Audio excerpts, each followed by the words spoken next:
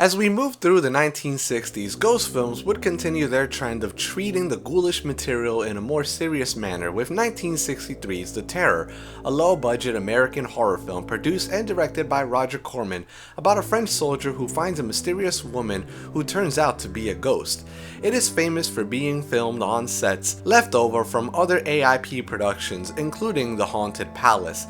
The movie was also released as Lady of the Shadows, The Castle of Terror, and The Haunting. It was later featured as an episode of Cinema Insomnia and Elvira's Movie Macabre. The movie is sometimes linked to Corman's series of Poe films, which were made between 1960 and 1964 based on the public domain works of Edgar Allan Poe, but The Terror is not actually based on any text by Poe.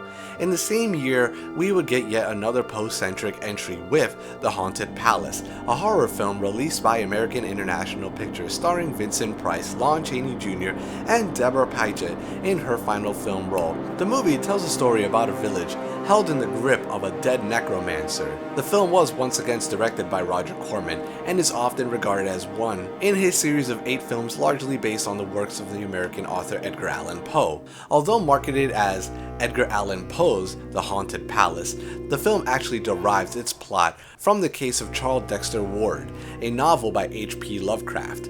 The title, The Haunted Palace, is borrowed from a poem by Poe published in 1839, which was later incorporated into Poe's horror short story, The Fall of the House of Usher. The following year would end the streak of Poe-centric films with Castle of Blood, a 1964 Italian-French horror film directed by Antonio Marghetti and Sergio Corbucci. The film stars Barbara Steele and George Riviere. The film was initially commissioned to director Sergio Corbucci, who had Gianni Grimaldi and Bruno Corbucci set to write the film. A scheduling conflict led to Corbucci's friend Marghetti to complete the film for him, and to complete this film without going into overtime, Corbucci was brought in to film one scene. The film was released in Italy in 1964 and received low box office numbers, which led to Marghetti's remaking the film in color as Web of the Spider. The film tells the story of a journalist who challenges the authenticity of Edgar Allan Poe's stories, which are presented in the context of the film as Poe's eyewitness accounts